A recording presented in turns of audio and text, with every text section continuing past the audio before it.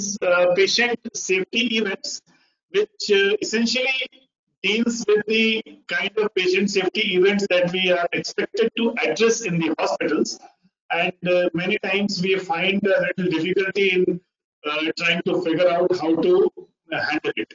So that's the reason I have chosen this topic. This was also discussed about 4 months back, I think in the month of September possibly. But there was a query and a couple of requests came that we should have this again. So that's how we have this topic again. The topic is called patient safety events, and it deals with essentially the patient safety subject. So, what is a patient safety event? This is the moot question. This is the question that we should understand very well, because unless we know what is a patient safety event, it will be extremely difficult for us to really do anything about it. So a patient safety event is an event or an incident or a condition that could have resulted or did result in harm to a patient and may or may not necessarily be a result of a defective system or a process design, a system breakdown, equipment failure, or a human error. So what is important here is that it is a rather broad-based definition, and what we should understand very clearly that a near miss is also a patient safety event. The fact that there was an unsafe condition, and we will talk about unsafe condition a little later. So a fact that there was a condition that could have resulted in harm, is also a patient safety event. This is one distinction that we should understand, because our entire endeavor in addressing patient safety event is based on the fact that we are able to recognize an incident or an event, and more importantly, we are able to recognize a condition that could have resulted in the patient harm. So this is the significance of this definition here. And so what is a near miss event? A near miss event is also known as a great catch or a narrow escape possibly. So a patient safety event that did not reach the patient, which means, let me give you an example, that a wrong injection was loaded, but it was not administered to the patient. So the nurse or someone detected it just before it could be administered. Similarly, there could be many other similar events where the harm did not reach the patient. So this is what is called a near miss event. Then we have an event which is called a no harm event.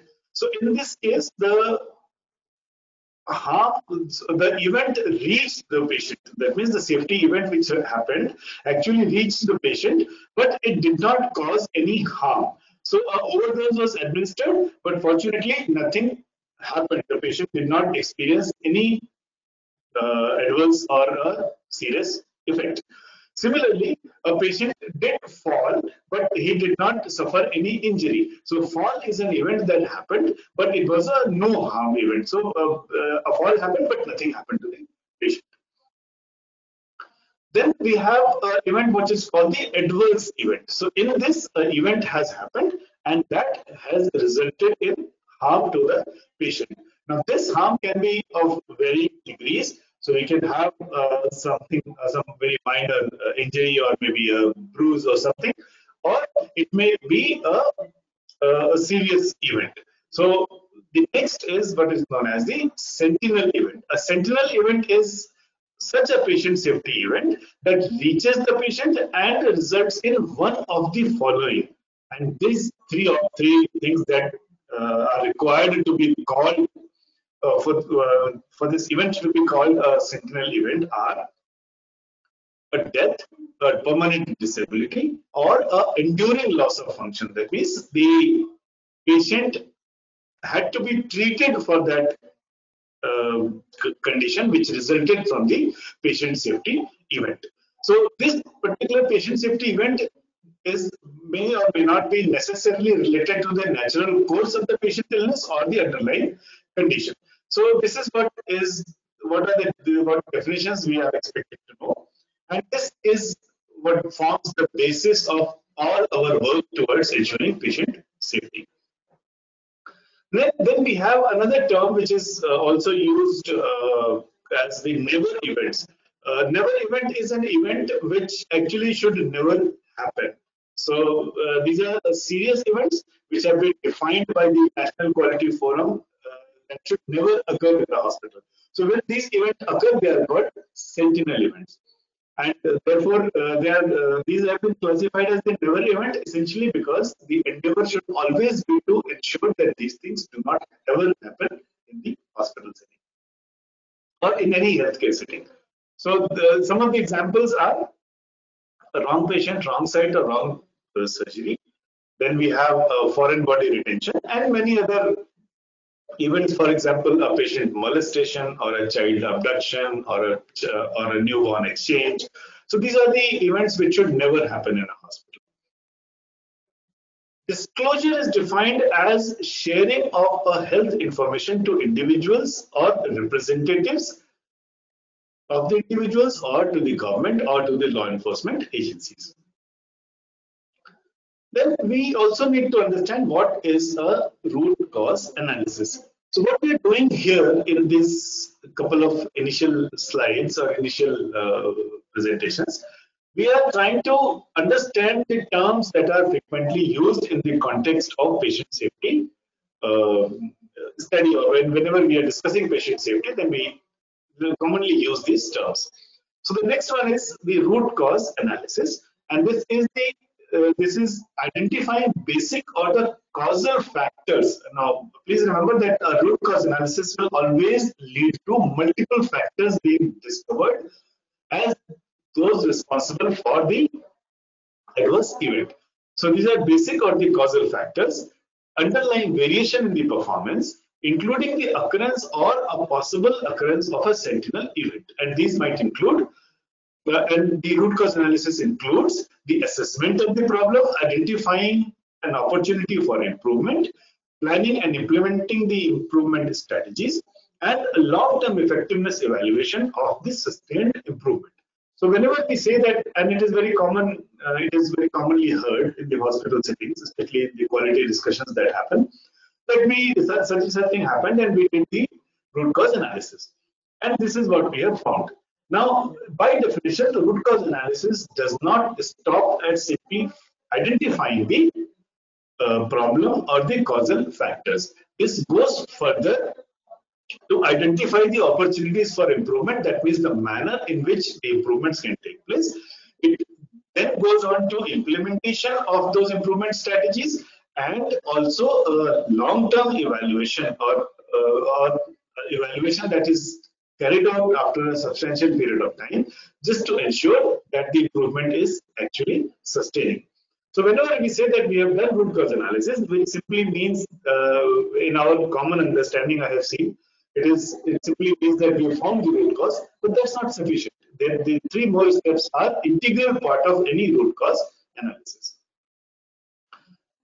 Next term that we need to understand is an unsafe condition. Now, an unsafe condition is a condition or a set of conditions or a set of circumstances that increases the possibility of a patient safety event. Now, let me give you an example. For example, a busy ward with understaffed, where the nurses are understaffed, so you need possibly 5 nurses, but you have only 3 or maybe 2. So they are continuously busy. They are running from one task to another task, and in such a situation, the possibility of an error is very high. Similarly, another example of unsafe condition possibly can be a slippery floor which is wet and the area does not have adequate lighting. In addition, there is no support for anyone to walk. So therefore, all these put together will create conditions where a patient fall is possible. So the unsafe condition is essentially, it is not an adverse event. It is a set of conditions or a particular condition where the patient may become prone to fall or may suffer a patient safety event. So, for example, a healthy patient who walks into the hospital for a minor procedure under possibly sedation, then when this patient is going back, he may still have residual effects of the medication that was given to him for sedation. Now, this person who came walking and wide awake is now prone to the patient safety event. Why? Because he is now under the residual effect of the sedation that was administered to him. So this then becomes an unsafe condition. Then we need to know another term which is called at-risk behavior. So a behavioral choice made when the individual has lost the perception of the risk associated with the choice or mistakenly believes the risk to be insignificant or the choice to be justified. This is an interesting aspect of learning or figuring out the patient safety events. So, for example, let me give you a non-hospital example first. So, all of us have driven a two-wheeler or a bike or a scooter at some point in our lives, and the behavioral choice. So, what is the safety requirement? The safety requirement is that we wear a helmet. But the behavioral choice that we all have made sometime or at least once in the past, that we don't appreciate the risk associated with riding a bike without a helmet. So in our minds we believe that it's a common practice. So many people drive without helmets, nothing happens to them. So we have lost the perception of the risk that is associated with this choice. Or we may sometimes also believe that the risk is insignificant. For example, hand washing. Now, in the healthcare system, it is a common practice that, or it is a common learning that will begin from all our medical schools or nursing schools, that hand washing is an important practice. And we must hand wash before every patient, and there are 5 moments that have been defined, and there is extensive literature and monitoring systems which are created for this purpose. However, we also are aware that hand washing or hand hygiene practices are still not standard or not practiced by everyone at all times. So this happens because we do not appreciate the risk that is associated with the with not observing the hand hygiene. Or sometimes we may believe that the risk is not significant enough for us to make that behavioral choice. So this is what is known as at-risk behavior. Or another example of at-risk behavior could be that we are aware that the OPD is going to be rushed. We know that there is a crowding. We know that a lot of times uh, patients and their relatives lose temper. And despite knowing this, if we have not made adequate arrangements for security in that area, then obviously it is something that we have failed to appreciate fully, and we have not estimated the risk correctly. So this is what is at-risk behavior. This can happen at the individual level where individuals make a wrong choice. It can also happen at a system level or at the organizational level, where the leaders in the organization or the top management sometimes do not make appropriate choices. Next, we understand the term which is called human error. So it is an inevitable, unpredictable, and unintentional failure in a way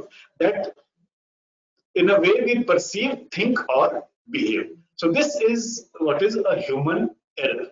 Now, this has to be inevitable, unpredictable, and unintentional. So by definition, all errors in the hospital settings are regarded as unintentional, and we will come to reason why it is so. But they are regarded as unintentional. Why? Because none of us, nobody comes to the hospital with the intent to harm anybody, but harm does happen. So therefore, a human error is something that is an inevitable, unpredictable, and unintentional failure in a way we perceive, think, or behave. It is not a behavioral choice, because if it is a choice, then it becomes intentional, and therefore it does not fall in the category of human error. So it is not a behavioral choice. We do not choose to make errors, but we are all fallible. So this is inherent to the functioning of a human mind, and therefore the term human error. Next, we have a term which is called reckless behavior. Now, reckless behavior is a conscious disregard of a substantial and unjustifiable risk. So this could be not doing a proper surgical scrub before the surgery. This could be riding a motorbike without a helmet at a very high speed. This could be many such similar examples, and all of us are aware in our daily lives how they happen. So individuals know the risk they are taking. So individuals who are indulging in reckless behavior, they know that there is a risk and they are exposing themselves to the risk. They behave intentionally and are unable to justify the behavior. Uh, for example, let's take a non-hospital example. So, for example, drunk driving. Now, everybody is aware that once a person has consumed alcohol, then he should not be driving. But many people indulge, and therefore, when they get into trouble, they are unable to justify the behavior. Obviously, because they were not expected to do so, and they know it themselves. So they know others are not engaging in the behavior. So when a person is aware that there are people who are following the systems and they are not indulging in reckless behavior, and yet he does it, then it is called a reckless behavior. For example, if I know that everybody in the hospital around me, that means in my workplace, everybody is doing a proper hand hygiene, and I choose not to do so, then I am doing it knowingly, and I also know that everyone else is doing it, but I'm not doing it. So this is what is called the reckless behavior. Now, having seen the terms that are associated with the patient safety domain, let us look at the complexity. So it's a very complex kind of complex kind of subject where the iceberg model has been used to explain the how it happens or what are the nuances of it. So in the iceberg model, typically there will be a tip of the iceberg and there will be a base of the iceberg. Now base is, as we all know, is not visible. So we have in the base the unsafe conditions, and above that we have near misses, and above that, that means above the surface which is visible, are the patient safety events. There is another model or another pyramid that I'll show next. So let us understand this first. So at the base of it, there will be unsafe conditions. So unsafe conditions can be the unsafe circumstances, whether they are part of the process design or a system design or a building design or any such factor. In addition, there can be mental models where we have certain assumptions or prejudices in our mind that no, it doesn't matter. Hand hygiene is, if I've done it once after 3 or 4 patients, it's acceptable. And I have seen a lot of people saying so. So this is a mental model that we are unable to fully appreciate the risks associated and indulging in the reckless behaviors. So all this is basically the unsafe conditions, and these unsafe conditions coupled with the design issues. For example, if the people indulge in unsafe behavior, and there are systems also which have the design issues. For example, the work processes have not been aligned correctly. Now, let's say in the lab you have a system where these blood samples are received from the inpatient, also from the emergency, and also from the OPD. Now, all OPD blood samples come via the sample collection room. And in the sample collection room, there is somebody who is diligently putting the barcode on each sample that is received. But the inpatient samples reach the lab directly from the ICU or the ward or wherever the sample is being collected. Now, if the lab does not have a system to put the barcode of these samples which are coming directly to the lab, then there will be 2 sets of samples in the lab. One will be without the barcode, the other will be with the barcode. And of course, once you have disregarded such a system that barcode it becomes optional, then in that case, this creates a problem. Then the patterns or trends we need to understand. So that is the reason why initially I said that there is Harsuk by Aurora. Is my voice audible? And someone has said that my voice is not audible. Dr. Suman, is my voice audible? Yes, sir, audible, audible. Okay, so I think Dr. Aruna, you can log out and log in quickly again. There is sometimes an issue with the network. So when we have near misses and when the near misses are reported, these help us understand the unsafe conditions and these also help us anticipate. And that is the reason why every patient safety, every person who's involved in patient safety and everyone says that you must report near misses. Why? Because near misses are indicators or they allow us time to understand the unsafe conditions, to understand the mental models, and to be able to anticipate. So this is the benefit of reporting near misses. Now, obviously, when we don't report near misses, for example, a person rides a bike without the helmet, maybe once, he does it every day, and nothing happens for 1 month, but one fine day he meets with an accident and lands up with the head injury. So near misses will keep happening again and again and again unless there is a systemic improvement to address them. And one day they will result in a patient safety event. So that event will then be above the surface. So in this iceberg model, it will be visible. There will be an event. So what do we do? So if we are looking at mental models and we are looking at unsafe conditions, we need to do what is called transform the workplace. If we are looking at the infrastructure or the structures or the processes, then we need to redesign those things. When we are looking at the near misses or by examining, by analyzing the near misses, we are able to anticipate the near misses. And then finally, when the event does happen, then we are expected to react. So this is the iceberg model to explain the complexity of patient safety issues. Now, this is the harm hierarchy, and this is easiest way to understand the patient safety events. So, at the bottom of this pyramid, we have unsafe condition or at-risk behavior, and up to the this yellow line, that is up to the no harm event. This may or may not be visible.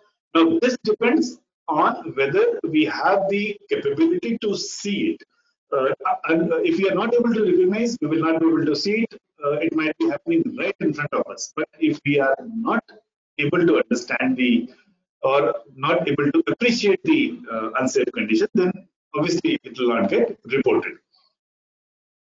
So, unsafe condition lies at the bottom of the pyramid, and above that we have a near miss, which is essentially an event that has happened as a result of combination of multiple unsafe conditions and certain behaviors. And we may also have a no harm event, which means the patient did fall and he fortunately did not suffer an injury. Next, we have the adverse event, which is always visible. You can't hide it anymore. Patient suffered damage or harm. He had to be treated for that harm. He had to spend extra days in the hospital. So therefore, this is something that is always visible. And a sentinel event is something that nobody can hide anyway. I mean, this is a serious event leading to disability or death or something or loss of function for more than 15 days. So these events in any case cannot be hidden. So this is the harm hierarchy, and this we should understand very clearly. So what do we do? So these are the processes that are required to be implemented for addressing the patient safety events in the hospital. Now I understand that this is it's a large set of activities that are supposed to be done, and our time today does not allow us to really get into so much of details. But let us understand what are the processes that are required to be established in the hospital in order to address the patient safety events. So we have to have detection and reporting, which means the people are trained to detect. So when it happens in front of them, here they are able to report. And then a mechanism to report. How will they report? Will they call up somebody? Will they write a form, or will they submit online? Whether they can submit it through their mobile phone or whichever way. I mean, whatever is the system that the hospital wants to define or design, it's acceptable so long the people are able to detect and they are able to report. Both are important. The second actions or second set of processes are required for recording and analysis. So once an adverse event or a patient safety event is reported, what happens after that? Does it remain in the file? Does it remain in the register? Or it simply dies down or nobody is bothered about it? So what happens to it? So this is about recording it. So there has to be a central registry of all the patient safety events that happened in the hospital. And then we have to have a dedicated person assigned for analyzing all the reported patient safety events. The third set of processes that are required are discussion and decision. So once the analysis has been done, these events have to be addressed at a much higher level in the organization. And typically that level is the safety committee. We are dealing with patient safety, the safety committee is the most appropriate forum where this can be addressed. So we have to have a discussion in the committee and then a decision is taken. Now it is not necessary that you have to have a committee, but the NABH accreditation system requires you to have a safety committee. The JCI also requires you to have a safety committee, and a committee is always a good idea because it helps you have the decision owned by a large number of people, and this will eventually facilitate the implementation on ground. So, having said that, it is also possible that the decisions are taken at the management level without the involvement of any committee. I mean, that's also possible, but committee is the preferred way. So these three sets of processes that are required to be designed, we will just have an overview of each of them one by one. So first one is the detection and reporting, which means the detection and reporting of patient safety events.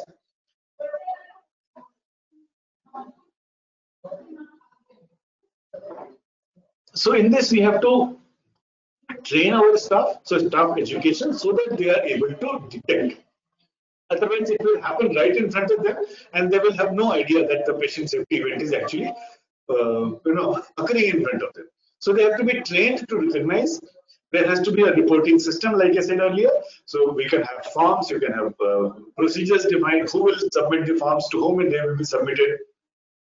How will it be recorded? Who is accountable for acknowledging each of the forms? Or there is a method, whether it is online, whether it is phone-based or app-based or computer system. I mean, you can design. It's not that's not never a limitation. So there has to be a reporting mechanism. A lot of hospitals have an incident reporting form, and that incident reporting form takes care of all the reporting issues. We must have a non-punitive approach.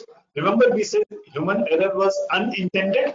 So if it is unintended, if the person did not mean harm and if he meant well, then the error cannot be punished. So therefore, a non-punitive approach is something that enables a very robust reporting system, and staff will also be encouraged to report. Otherwise, what will happen once a hospital starts punishing people who are reporting very quickly, and it happens in no time, maybe just one punishment will ensure that patient safety events are never ever reported again.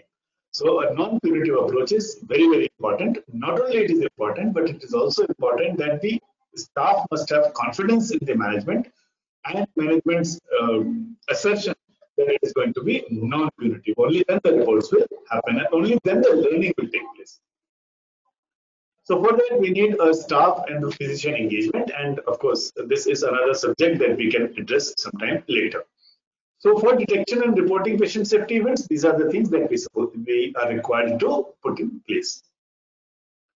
Next, we have recording and analysis. So we need to have a nodal person assigned. Classically, this is in the quality department, but you could have it anywhere. It is not mandatory that you have to have it in the quality department. So you could have the nodal person, the patient safety officer as the nodal person. You could have the clinical safety officer. In the 5th edition of NABH standards, they have required, it requires that you have a clinical safety officer as well. These can also be reported to, let us say, the secretary of the safety committee. So it is your choice. You can decide who will be the nodal person. This nodal person is required to summarize the event. It is required to analyze it using tools. So the root cause analysis, Pareto's analysis, run chart, control chart, flow chart, and many other tools which which can be used for the purpose of analyzing the patient safety event that has been reported. And in this analysis, this person or the nodal agency, whoever is the person, should be able to identify the OFIs, that is, opportunities for improvement. So the gaps should be identified. Then only it works. The next set of processes deal with discussion and decision. So discussion in an appropriate forum. So this could be a quality committee or an ethics committee or a HICC or a safety committee, whichever is the committee involved or whichever is the event involved, you could discuss it in any of these forums. Analyze possible options for improvement, select an option, designate a person responsible for implementation of the selected option, and decide for reanalysis after an appropriate period of time. Remember, we said in the beginning, a root cause analysis means that we identify the root causes, we analyze it, means we select an option and implement it, and then we reanalyze this whole situation after an appropriate period of time. And this appropriate period of time is usually 90 days. So, for example, you have a fall incident today. This fall incident has been reported. In next, yes, ma'am, Revati ma'am, I've seen your question. I'll come back to the questions separately. So, you have a designated person who has analyzed it. He has identified the opportunities for improvement. The committee has taken a decision that these are the improvements that we will undertake.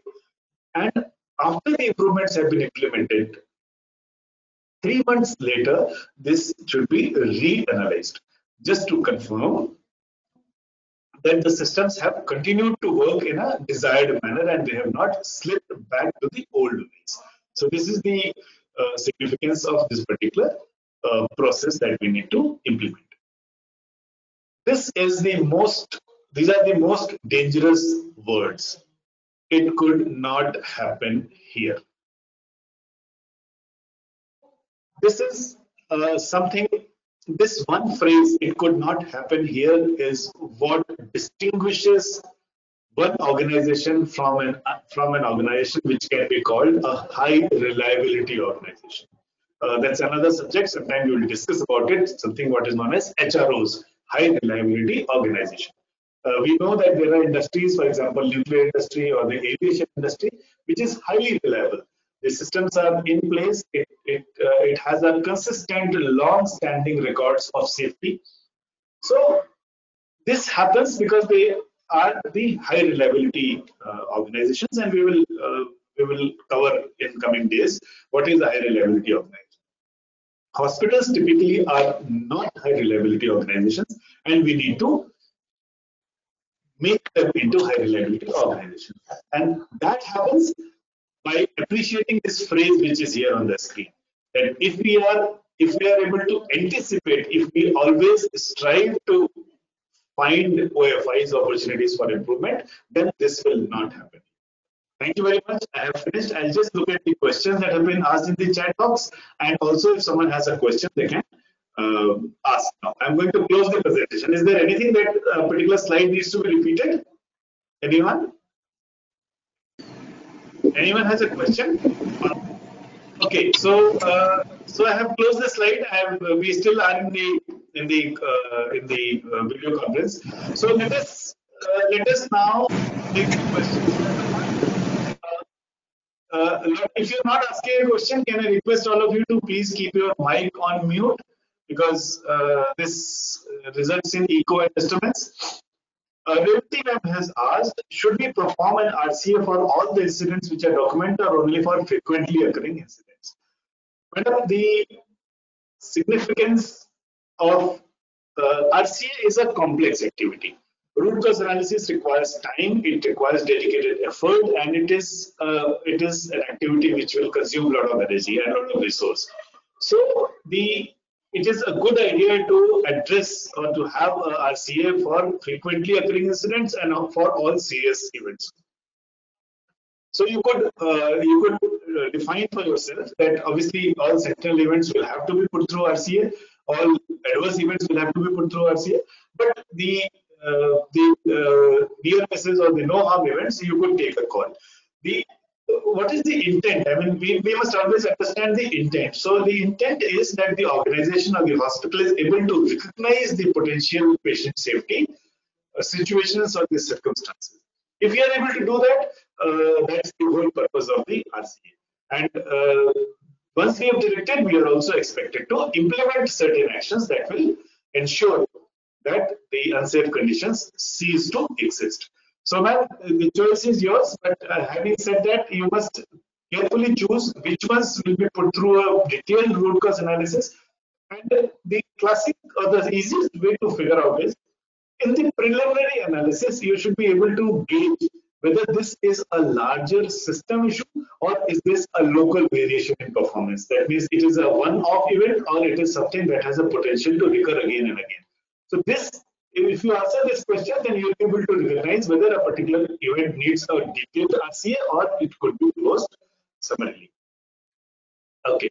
Another question, ma'am. Yours. Another question is: can these be shown as QIPs? Yes, definitely. These can be shown as the quality improvement projects. So, quality improvement projects are something that we undertake to address a known, frequently occurring problem. Now, this problem can also be a patient safety event, and therefore, a QIP is perfectly possible. Okay. Dr. Suman, thank you very much. I enjoyed that you liked the presentation. All those who have asked for the PowerPoint, it will be sent to you. Mrunal has asked, every incident reporting need to be evaluated after 90 days. Madam, there is no prescription. Having said that, 90 days is a period. If you have sustained a particular practice for 90 days, then it is likely to remain sustained. So that is the reason why we always say that you re-evaluate after 90 days. Another thing is that if you were to re-evaluate every month, your quantum of work will increase many fold, and then you will not be able to do justice to your task or to your work that will be there. So once after 90 days is a reasonable time that you should be able to you should be analyzing. That is our recommendation, though it is not laid down anywhere in black and white. Any more questions? And I hope, Mrinalji, I have answered your question.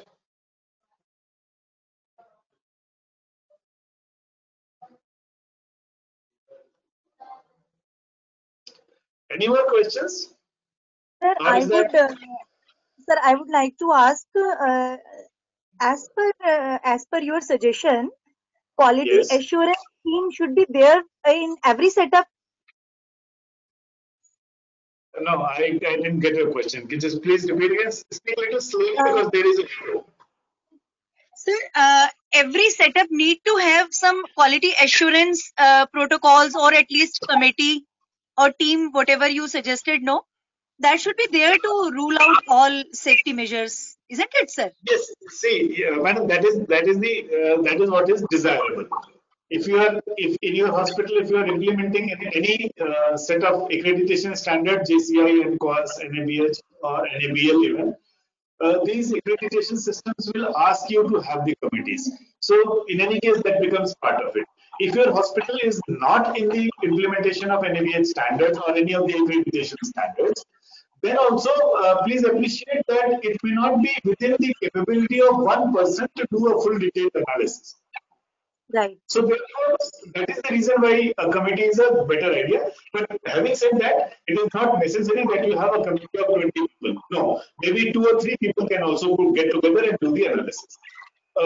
Another advantage of having a small teams of a committee to do this work is because it will generate ownership of the decision making. I mean, imagine a situation where you are there in the hospital, you have done the analysis all by yourself, and you have now issued a dictate, an order that henceforth, in order to prevent such and such patient safety event, this is how we will work.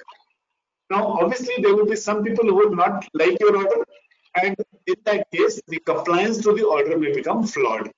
So, when you have a committee, then you have more number of people who are part of the same decision making, and then the chances that the system will start behaving in a new way is higher. That is the reason why we do that. Thank you, sir. Wonderful explanation, sir. Thank you. You're welcome, ma'am. Renu has asked, okay, what things we need for QIP? Okay, madam. So QIP is another discussion. Okay, we will talk about QIP. I think, in fact, not only it's another discussion, you have given me an idea. I was going to ask all of you in today's presentation that please suggest topics that we can take up for this Saturday event. Not that I have run out of topics. There is a long list that I have, but it is a good idea that if the topic comes from all of you, because then it will represent your concerns, and then we should be able to address it.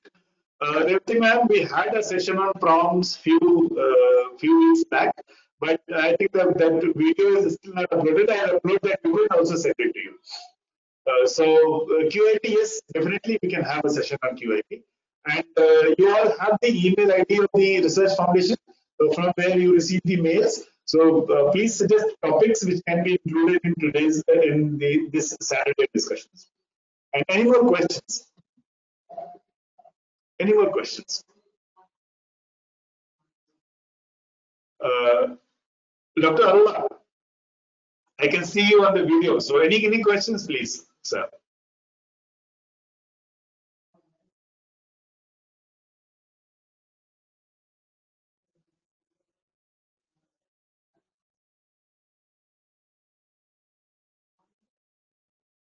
Okay. Okay, Dr. Rupashi has suggested that case study discussion on quality audit. Madam, if your question is about the clinical audit, a 40-minute slot of Rafale Live is actually not a very, it's not sufficient time to really address a clinical audit properly. We can cover a presentation as to how to do this, but if you want a case study, that means an audit, a live audit to be discussed, then we need a little longer time. So let me see how we can do that. Maybe we can do it in two parts. So let's see. We'll take that suggestion and we'll see if we can organize a session, a case study on the clinical audit, because this is another topic. The topic is extremely important, very relevant. And I have found that a lot of us do not have adequate clarity on the clinical audits for multiple reasons. I think one of the important reasons is that in our undergraduate and the postgraduate programs, there is no mention or no talk of this subject, and that is why the lack of clarity. So we can do that. Yes, this topic can be covered. So thank you everyone. Thank you very much. Since there are no more questions, all those who have asked for the presentation will be sent to you. And thank you, Jyotiji. You asked for the medical records department PPT. Yes, I'm aware you had sent a mail also earlier. It will be sent to you. Not to worry. I was traveling for the last about 15 days, so that's the reason why it has not been done. But it will be done. Okay. Topic for discussion: handover and takeover policy. Okay, ma'am. Let's see. It's a simple thing as far as the tool. We can discuss it.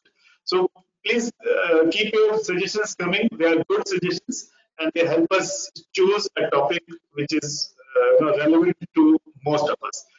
And once again, thank you very much. And I'll close this session now. We will again meet next Saturday.